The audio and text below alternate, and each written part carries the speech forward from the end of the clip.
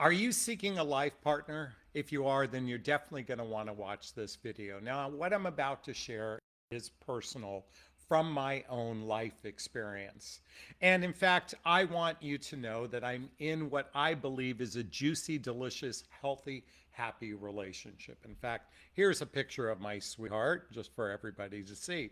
The reason why I'm sharing this with you is I want to read a post I did on my social media today and to help you create the type of relationship you seek. So give me just a couple minutes to share this and you can go on your way. So let me read this post and it goes like this. The dating marketplace is a jungle of half-healed hearts and half-assed effort. Many say they want an all-in relationship, but few have the emotional maturity, bandwidth, or skills to sustain one. Why? Because most humans have gotten lazy, entitled, or addicted to the instant gratification instead of genuine connection. When people say that relationships take work, they're not talking about buying flowers or planning date nights. They mean doing the messy inner work, learning to actually listen instead of waiting to talk, dropping judgment, speaking your truth without weaponizing it, regulating your emotions instead of dumping on your partner. That takes work. For years, I was just like everyone else, chasing chemistry, mistaking attraction for alignment, repeating the same patterns. It took dismantling every outdated script. It took dismantling every outdated script or belief I held about love, facing the parts of me I didn't want to see. Shadow work, mirror work, the kind that humbles you before it heals you. I'm not in the best relationship of my life because I got lucky or manifested it. I'm here because I earned it. I bled for it emotionally. I did the work. I believe I did the work to believe I was worthy of it. And so did my beloved. Two humans who took accountability for their hearts finally met in divine timing. So here's the truth. Healthy all-in love isn't handed to you on a silver platter. You've got to earn it, and you've got to earn it every day. And let me ask you, are you doing the real work or just hoping someone else will love you enough to do it for you? Okay, I shared that publicly on my Facebook and social media page. Why did I do that? Because I'm here to say many human beings operate in this fantasy that they deserve love, that it should just be as easy. In fact, it should just be so easy that I'm entitled to have it. And yet at the same time, humans are radically frustrated with the dating marketplace. Because as I said before, half-assed effort or half-assed healing. See, if you really want your ideal relationship right now, say it out loud. I want my ideal relationship. Then I'm going to invite you to create a list. Okay. Now I know every other coach tells you not to create a list. I'm here to suggest that you do the opposite. Create a list of two things. Create a list of the feelings you want to experience in your next evolution of a relationship. But I also want you to create a list of what your needs are in a relationship. What are your needs? What do you need and what do you want to feel? So let's talk about what your needs are. And I'm going to share with you a couple of the things that I wrote down before I attracted my juicy, delicious, healthy, happy relationship. Now, some of the things I wrote down, it's funny, I wrote down reciprocity as one of my needs. Now, within reciprocity, that's a person who's both a giver and a receiver, somebody who feels as though that a relationship is a two-lane street, that it's a team work, teammate effort. Reciprocity is if I make effort, they make effort. If they make effort, I make effort, because it's one of my important values. A couple other things I wrote down included grateful or appreciative mindset, a grateful or appreciative mindset.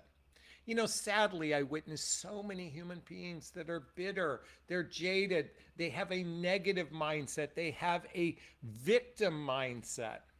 And I believe a person who is naturally appreciative, naturally grateful, that kind of mindset was one of my core needs.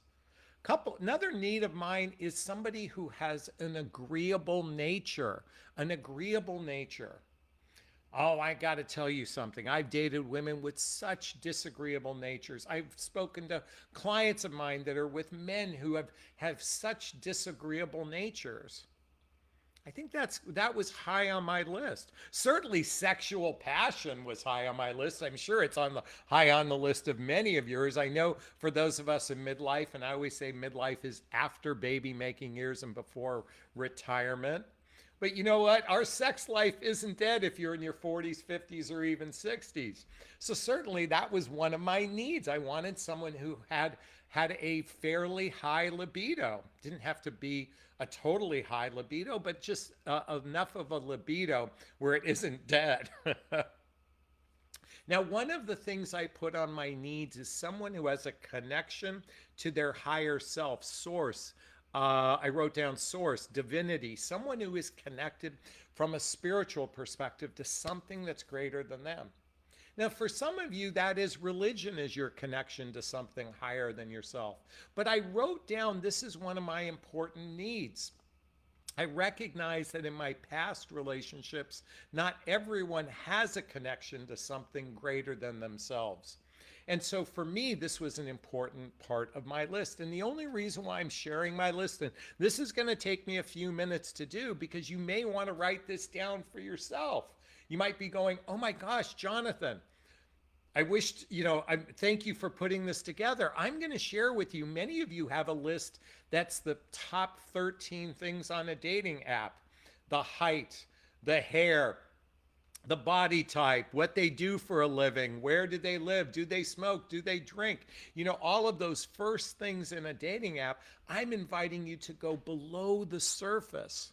And by the way, if you need help and support with that, that's my whole area, to determine not only what it is, what you want at your core of your heart, but more importantly, how to ask the questions to determine if someone has the depth that can match yours. Another thing I put in there, along with connection to higher self, they're growth oriented. Now, what that means to me is they recognize that a relationship isn't something you just settle into. It's something that you grow into, including wanting to do workshops and couples workshops and things like that, even therapy if necessary. To me, a growth-oriented mindset was radically important for me. Now, this one I wanted, but I didn't. It took me a few weeks of being in relationship because before I observed this, but I wrote down emotionally expressive, emotionally verbally expressive. I also put appreciative, but I shared that earlier. But why I put emotionally verbally expressive is I've been in relationship with women. Maybe you've been in relationship with people like this, whether you're a man or woman watching this, where they're not verbally expressive, emotionally and verbally expressive. Beyond the, oh my God, you're so wonderful, you're so great, but really sharing your emotions, your feelings, and your heart with someone. This requires, by the way, many of you, may or may not be aware of this, but I did this from the very first phone call with my beloved. I was seeking, was she capable of being verbally expressive? And believe it or not, for the men watching this, I know you've had women who literally, I'm jokingly saying, have duct tape over their mouth. I know for the men watching this, you've experienced this. Ladies, you've experienced having duct tape on your mouth, and certainly you've experienced men who are not very emotionally expressive. It's one of the reasons why I recommend reading the book. Where is it? Oh, here it is. Reading the book Emotional Intimacy by Dr. Robert, oh yeah, he is a doctor. Dr. Robert Masters. Sadly, women believe that they're excellent at emotional expressive. I'm going to say something. I've dated so many women who literally not only have duct tape on their mouth, but they vomit their emotions and feelings without without the ability to express it in a way that can be seen, heard, and understood. So, anyways, that was on my list. Now, one of the top things on my list was commitment oriented. Somebody who genuinely wanted to get married again or live with someone.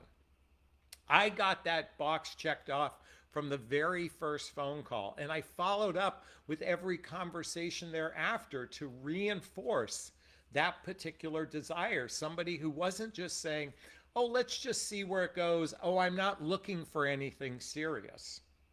I'm going to say that's the kiss of death when someone says that. Now, the next thing was so hugely important to me. It was probably could even be my number one thing, quality or need that I have in relationship, and somebody who is open-minded and curious. Open-minded and curious. Now, what's fascinating to me, if I was to write on my beloved's tombstone, if she passed away and sat, and I'm not praying for that for the next 25 years, um, it would literally, or an epitaph would say, so I'm curious. She literally starts every sentence with, so I'm curious. Okay. In fact, she said something to me in one of our first exchanges on a dating app. She said, people who are not curious lack imagination. I love that. In fact, that was the sentence that got me to want to call her. Literally, after she wrote that, there's just something incredibly attractive to me, a person who has an inquisitive, curious nature about them. Now, I did put on my list somebody who was either financially at peace, rich, or independent. Okay, financially at peace, rich, or independent. By the way, here's my list. I'm showing it to you. Um, thankfully, my partner both are in a space in our lives where we're relatively independent. In other words, we're not dependent upon one another financially, but I also recognize that um, finance plays a huge role in the success of a relationship. In fact, if you're going to eventually live with someone or get married, I think it's imperative to have conversations early on. In fact, I remember my beloved said, she said, I have the luxury of not having to work right now in her life. And so that gave me some indications of where she was at. We eventually shared our bank accounts to one another. We shared how much we had in the bank very early on, not far after when we had physical intimacy with one another. I think it's naive to not talk about money in relationship. I mean, money represents our capacity to support ourselves. But Jonathan, I'm just supposed to sit back and listen, be in my feminine energy and let men take the lead in this. Ladies or gentlemen, folks, I'm here to say it's naive to just sit back and assume these things. The only way you get to know something is by asking deeper questions. Now, one of the things I put on my list was fun, funny, playful. Fun, funny, playful. That's not something you're going to notice per se on the first, second, or third date, but someone who has a sense of humor, someone who could laugh at my pathetic jokes was important to me. And I'm sure, so as you hear this list of what I need, I mean, by the way, the thing is, if you haven't put together the core needs from a heart-centered place, then how can you attract that in? It's like saying, I want to go shopping for a car. But I mean, if you don't really kind of narrow down the model, the type of features you're looking for, then what's the point of, then you just want four wheels to drive you around. I'm inviting you to go more granular in what you need from a relationship. Now, another thing I put in was chill, especially under pressure. Chill under pressure, especially under pressure. Now, let me share with you why I put that down, and maybe you can relate to this or not. I tend to have an anxious or nervous aspect of my personality under pressure. And two of us together like that would be insane. So I was looking for someone who is, now I was very upfront. This is the way I am. I was concerned by being upfront, it might turn my partner off. But the reality is, and for her, that wasn't a high of her needs. That wasn't on the top of her needs. That was on a much lower end of her needs, somebody who's chill under pressure. Now, I'm not completely spastic, but certainly I wanted someone who had that strength to counterbalance my weakness. I think it's important to recognize where you're weak in your own life, and I'm using weak in a relative term, but what you're good at and what you're not good at. And so seeking a partner who probably counterbalances what you're not good at is something you should write down. Now, I also wrote down all in emotionally, physically, logistically. That kind of goes back to what I said earlier about commitment. I said responsive is important to me. It wasn't necessarily a top need, but responsiveness is, I'm so tired of the games people play, taking forever to respond to a text message, that sort of thing. So I put that on my list. I put down easy to talk to, and empathetic. Somebody who is just like, one of the things I noticed with my partner is from the very first phone call, it was just easy to talk with her. And so, and empathetic, I talked about my son who passed away. There's a picture of Connor right there. I talked about my son, and I was gauging her level of empathy on something very important and sincere to my life. So I asked those questions. What else? I said, talked with me, not at me. I talked with me, not at me. That was rather important. I've noticed, have you ever noticed someone who just talks at you instead of engages with you? That comes back to curious and open-mindedness in my mind. I said also, I put on a list, my list, and this was really important, a lifestyle that can blend with mine.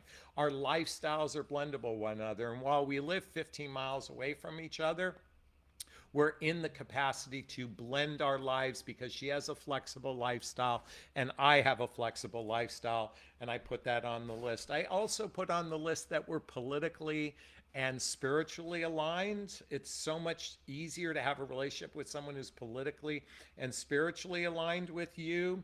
I also put down on my list an empty nester. That wasn't a deal breaker, but boy, it was something I preferred, and she has that. And someone I was attracted to. All right, I just shared with you my list of needs. Did this help you at all, kind of help you formulate your own needs? Do you see how it had to do with the emotional side, with respects to emotions, and not necessarily, the top 14 things you need, top 14 things or 13 things listed on a dating profile? It was more emotional. Because I was looking for a relationship where we connected at a heart-centered level. What emotions did I want to feel, or do I want to feel in a relationship? Pull up a feelings list. You can go online, type in feelings list. Feelings like amazed, awe, bliss, delight, enchanted, energized, engaged, enthusiastic, brave, capable, daring, hopeful, calm, caring, loving, reflective. Write down what feelings you want to experience in relationship. Accepting, affectionate, caring, companion, compassion, empathy, fulfilled. Write down the feelings you want to experience along with your needs. And then write yourself a little. Go in your journal and write all this down. Put it down for the universe. Put it as a call to the universe. God, universe, spirit. I invite in everyone who's watching this, a juicy, delicious, healthy, happy relationship where the chemistry between the two of you on an energetic level is off the charts, where the communication and the banter can go on for hours at a time, where you're compatible with one another on shared values, lifestyle, and that sort of thing. That you respect one another, and you can build the deep roots of trust through social activities, hobbies, mutual interests, spending time with family and friends, traveling together, teamwork building skills, both in your personal and your professional life, intimacy, both physical and emotional intimacy that leads to either something serious where you can go all in with one another. God, universe, spirit, I invite that in for everyone watching. Hey, did you get value out of this conversation? I'd like to hear your thoughts. Post a comment below. I do my best to read them all in the first 24 hours. As always, if you find value in my videos, please hit that like button. Please share this video. Please subscribe to my channel. Hit that notification bell so you can be notified of new videos. And if you want to connect with me directly, hey, schedule a discovery call with me to see if working with a coach is right for you. I'm going to sign off this video as I always do. First off, giving myself a big, gigantic Jonathon bear hug of self-love. I'm going to reach into the camera and give you a hug of love if that's okay. I'm going to ask you to turn to someone, a pet, a teddy bear, a pillow. Give it or them a hug of love, because hugs are a great source of love. And let's face it, we could all use more love in our lives. Thanks a bunch. Bye-bye now. Bye. Bye-bye.